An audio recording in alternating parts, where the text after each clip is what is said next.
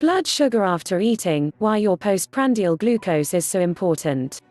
Postprandial blood sugar. Quite a mouthful, isn't it? Apart from that diabetic tongue twister, few people with diabetes actually know how important it is. So let's go back a few steps.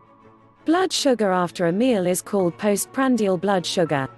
So the opposite, namely before a meal, is called preprandial. Usually, blood sugar starts to rise 10 to 15 minutes after a meal and reaches its peak after an hour.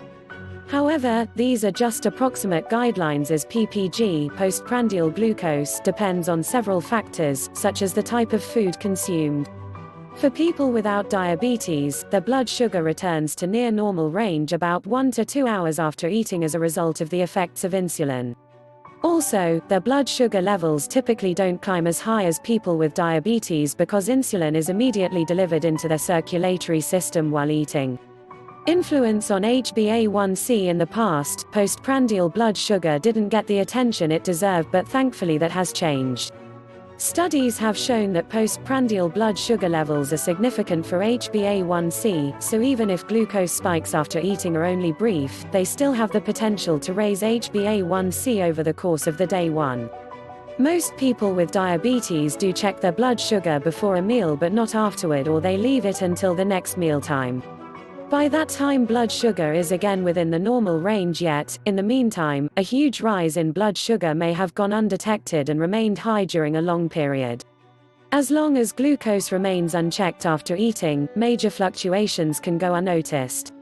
Other studies too have revealed that a sharp increase in glucose after eating may influence the occurrence of resulting complications such as diabetic retinopathy.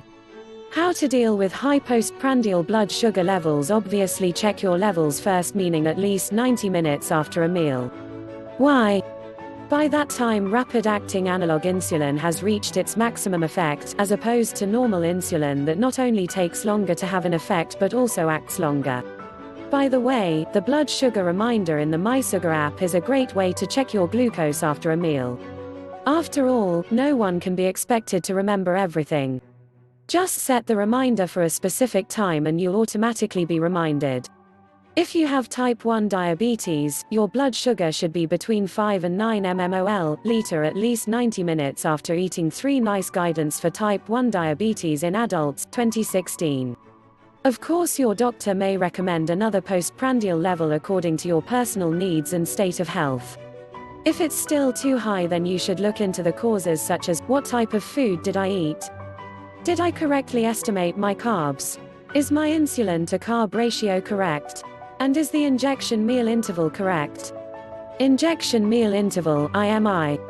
In brief, the IMI, also called pre-bolus, represents the period of time between mealtime insulin bolus and the meal. How long should this time period be? That's an individual decision to be made after consulting a doctor, because everyone reacts differently to food and insulin. There's no denying that a longer IMI can sometimes be really tedious and irritating. It's not always realistic when you're eating out or suddenly feel like a snack. After all, who has got the time or the patience to wait? But it's precisely thanks to today's rapid-acting insulin, analog insulin, that it's possible to inject either quite quickly before or immediately after eating.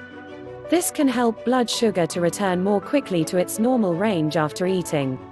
Nonetheless, even rapid-acting insulin comes with the recommendation of keeping to a small IMI. Of course, this is individual and also depends on, for example, food type.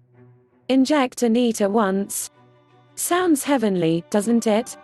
Personally, I'd go for such a perfect insulin. Don't get me wrong, I'm happy with my rapid-acting analog insulin, but I'd love an even quicker effect. I need an IMI of at least 15 minutes to get satisfactory postprandial blood sugar levels. Wouldn't it be great to be able to inject and for the insulin effect to be felt almost immediately? I think some of you might know this situation. You're starving and order a huge plate of food. You inject your insulin before the meal but then get full after eating only half of the food. With only half of the carbs eaten, but all of the insulin on board, you're in trouble. Hello hypo. Time to find some more carbs, whether you're hungry or not. And even under normal circumstances, wouldn't it be fantastic if blood sugars returned to target even faster after eating? I'm getting ahead of myself.